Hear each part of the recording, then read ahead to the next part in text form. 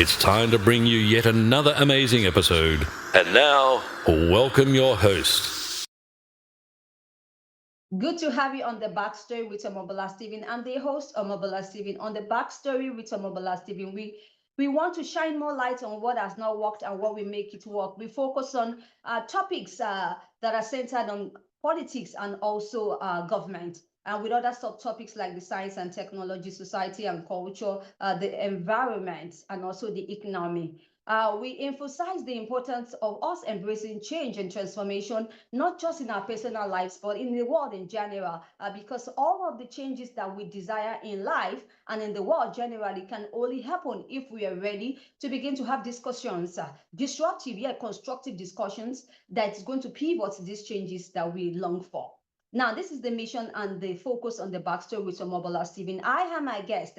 We are ready to pivot the positive changes you and I need, and also the world need in general, on the podcast as we share disruptive yet constructive mind shift conversations on these topics. Today, I have Katleho Mojakisane, who is the Sustainable Future Coordinator at TANGELIC on the Backstory with Omobola Stephen. Now we'll be talking about the role of clean energy in advancing social equity on the topic, on the podcast. Thanks for joining me, Katleho. Thank you very much. I'm very delighted to be here with you today. Thanks for joining me, Katleho. I'm looking forward to a great time. So let's talk first off on the key points to note about what clean energy is and its contributor to the world. Okay, that is a very interesting question because I realized that not a lot of people are familiar, and it's very important to raise awareness about what clean energy is. And clean energy is essentially ways of getting a source of where we can get sources for heating or for lighting and that we use in our homes, for the basic utilities that we have, but using renewable sources, right? So we have different forms of energy sources. We have things like fuel in terms of coal, charcoal, and other non-renewable sources that we mine. But then as well, we have other sources that are renewable. And this means that these sources do not get depleted over time. A very good example is hydroelectric power. This is energy that comes from flowing water, and this is renewable because it does not run out. Another great example is solar power or solar energy. So this is energy or power that we get from the sun, and so it is renewable because the sun does not run out. So this is what renewable sources of energy are. And we're raising awareness about the importance of using these sources, not only the importance, but we're advocating for, investing in renewable energy so that because it is planet friendly, earth eco-friendly, and because the various entrepreneurial paths that can be curated just by using these sources of energy. Right now, you're advocating for this kind of energy in the world today. Is because there are so many challenges that is faced in adopting this clean energy. So let's talk on these challenges, especially in developing countries.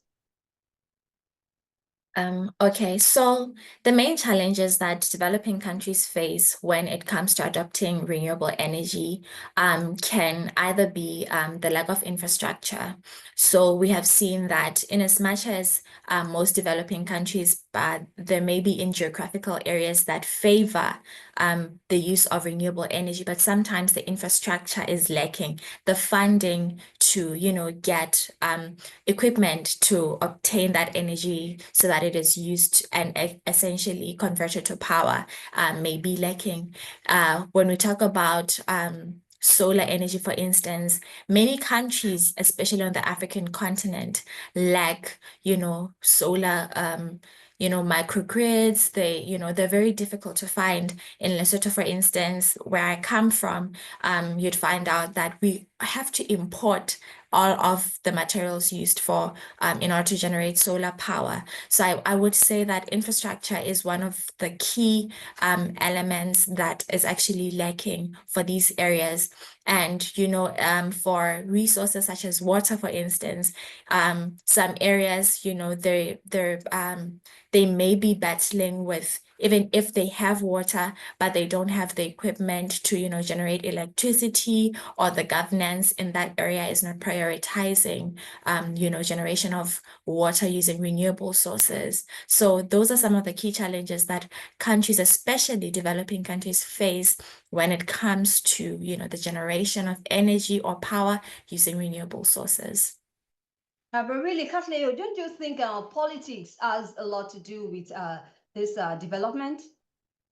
It definitely does, Omobola. It definitely does, because, at the end of the day, the government wants to do what is quote unquote profitable to either the people who are in power, who want to gain, selfish profit, or, and so it would be that they wouldn't if they make money by selling non-renewable sources like mining coal and all the other sources that pollute the environment, then they wouldn't necessarily formulate and implement policies that are favoring the generation of renewable sources. So that is how, the governance plays a role in adoption of these different ways of energy adoption. But I realized that more African countries, or more countries rather, are really, leaning towards clean energy. We're talking about, meetings such as COP. We're talking about several discussions that are being held where, really different activists are raising awareness about the need for renewable sources of energy and sustainable development. All right. So what do you think are the implications of the clean energy transition? Teachers? I think the implications of clean energy transition would be sustainable economies, in the sense that, when there's an adoption of clean energy, for example, as a company at TANGELIC, for instance, when we now work to provide communities with clean cook stoves and solar microgrids and other elements that they can use to generate power, we also empower other aspects of their lives that they can use. For example, the clean cook stoves to cook in their entrepreneurial ventures to now sell. We're also empowering, students to, study better. In that way, we're actually empowering them to be better professionals as well. So these are some of the implications of the clean energy transition. We're also, unlocking new ventures for investments, and we're trying to see how, that we can all benefit from this transition. So you mentioned on TANGELIC, but I'd like us to talk a bit about your experience at TANGELIC. The mission of TANGELIC really is to create impactful, scalable solutions for a cleaner future. So how do you foresee the success of providing local solutions for the global challenge? Yes. So TANGELIC, like you've rightly said, is an award-winning nonprofit organization that is dedicated at addressing energy poverty and climate change across Africa. And it is committed to doing so through community empowerment, gender equity, and sustainable development. Now, these are very important key roles, or key elements to actually take note of, because by doing this, we're going to be doing this through, many different projects. And one such project will be the Sunrise Spectrum Initiative. And this will be where we empower communities with clean energy access through solar home systems, clean cook stoves, and community solar microgrids. And then also we'll be having what we call the Ghana Clean Energy Entrepreneurship Incubator.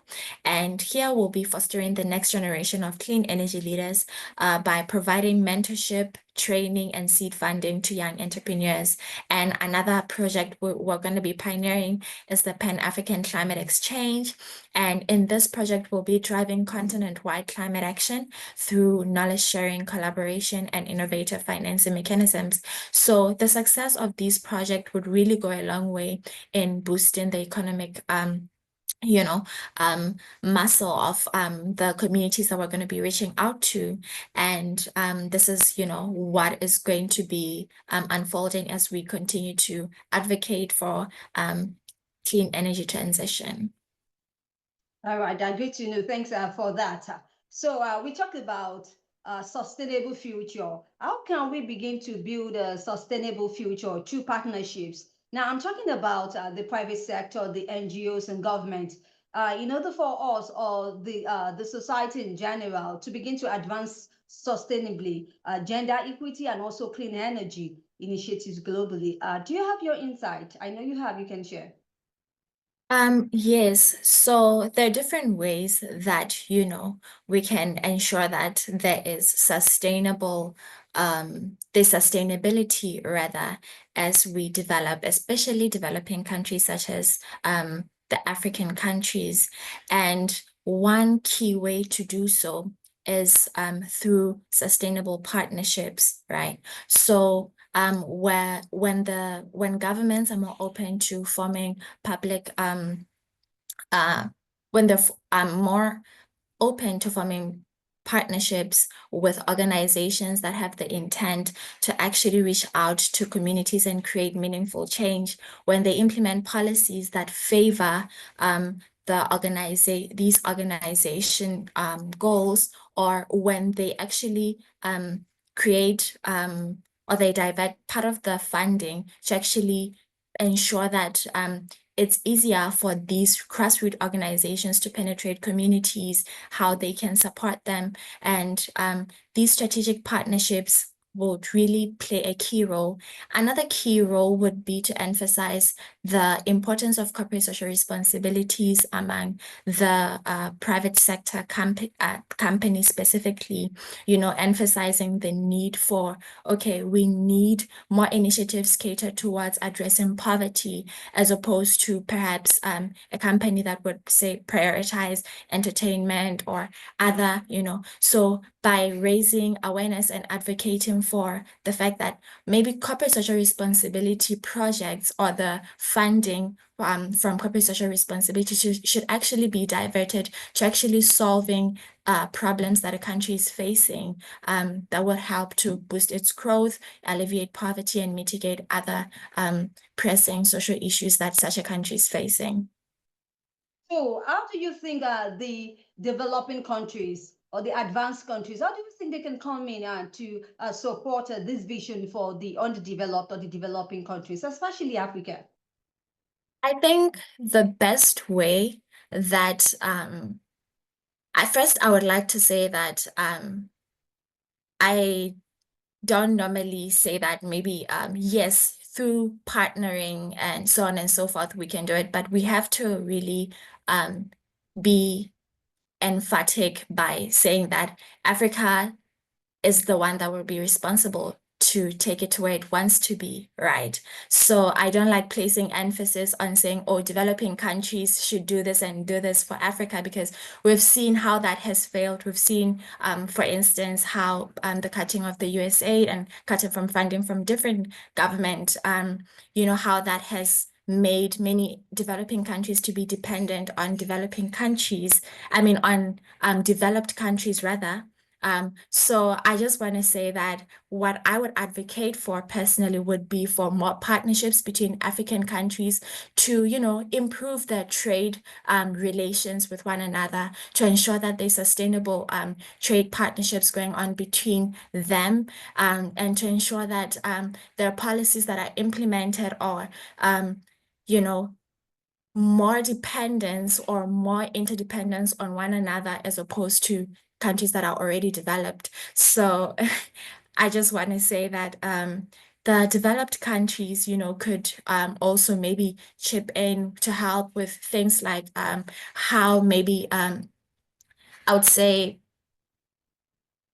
guiding the professionals in the developed countries in terms of, okay, when we drafted such a policy to get from stage 1 to stage 2, this is what we did. So maybe training programs and, you know, other things that actually empower developed countries or professionals from developed countries, as opposed to maybe aid that, yes, can solve the problem, but is not really sustainable in the long run. All right. Can we talk a bit about innovation for a sustainable Africa? We emphasize Africa because we know Africa has its own core issues that is facing, that is being challenged with on a daily basis. So what do you think African communities, what do you think they really need a tailored innovation as regards clean energy and sustainable energy? What do you think, or what have you found out? Okay, so I believe that, you know, innovation, we at a very small scale, I'm just going to say that everybody wants how they means to feed their families, ways to make more money. So innovation is tied in a lot with entrepreneurship, and by actually encouraging entrepreneurship, we're encouraging innovation. This is why, for instance, through the Ghana Clean Energy Entrepreneurship Incubator that TANGELIC will be doing, where we'll be fostering, you know, clean energy leaders who have startups that generate power using renewable energy, where we, you know, connect them with mentors, connect them with people who can fund their businesses, so on and so forth. They're now inspired to come up with innovative ideas, groundbreaking ideas that can take Africa from where it is today to the next level. And this ties in very much with what we're talking about how, you know, different sectors of African countries should actually form more collaborations. And by following what is happening in the African Union, I'm very pleased to see that there's a lot that is actually, you know, going on there in that direction. So when we do this, you know, encourage entrepreneurship and innovation, we're actually solving the problem that Africa greatly faces, which is the stunted economic growth that we see. So that is what I would say with regards to innovation. All right. Katleho, you have really provided your insight on this topic of discussion. So we like to talk about the women and also leadership, especially as regards to clean energy. Now, we understand that the energy access has been demonstrated to improve gender equality. Now, the question on the minds of my audience is, why are the women not fully involved at the heart of this transformation? So I'd like us to talk about gender equity and how empowering women in the sector can drive innovation and progress towards global sustainability goals. Okay, that is a very important question because not only in the just energy transition do we see a small representation of women, but actually at even policy making level or on tables where decisions are being made, we're still advocating that we want to see more women there. So that is really where the problem is, because you know, when the people that are responsible for making these big decisions about who to give tenders to, who to give certain funding to for such a project, you know, it stems from there. So when we deal with the problem from the root source, which is the leadership of many developing countries, many African countries, that is when, you know, we'll actually be getting to something. And that is why maybe we may not see more representation of women in many spaces, including in the energy space, right? But by TANGELIC pioneering these initiatives and raising the need for more women representation in these causes, we're actually trying to, you know, mitigate this problem that we're talking about. And for instance, we know that because of the gender roles culturally for many African countries, you'd find out that in Ghana, for instance, where we're reaching out to, the women are the ones responsible for collecting firewood, cooking, doing this, doing that. So you get to find out that during all these processes that these domestic activities that they do, they're not active economically, they're not active when it comes to being educated, so they cannot make those sound decisions that actually place them in places where they're able to be at policy making tables or corners and stuff like that. So by carrying out this initiative, we will be empowering women because we're giving them access to clean energy solutions. By doing so, if instead of going to fetch firewood, a person now has a clean cook stove to use, saves time, and also impacts their health positively because when they use firewood, for instance, they get to experience a lot of respiratory illnesses and, things like that. So when they now use this, it saves them time. It also gives access to those little girls in school who maybe didn't have, light to use to study and, other activities related to this their education. And also we're ensuring that in the implementation of these projects, there is a considerable, a significant representation of the female gender. And our message or our narrative is really women empowerment through the advocacy for climate justice and climate action. So these are some of the reasons why we don't see a lot of women that I have already stated, and these are some of the ways that we're hoping to mitigate these problems. Absolutely. Don't you think that we need to emphasize education, proper education in this regard? And also, who are your target audience? I'm talking about the women. Who are the target audience? Okay, so the issue of education is very important, and this is why I specifically mentioned it, that when women do not have access to education, they are therefore not informed to, make the right decisions or be in spaces where they're likely to influence policy making, or they're likely Okay, to so be. how can you begin to educate them? How can education get to this set of people? Through advocacy, not only through advocacy, but through actually actively ensuring that these women are empowered.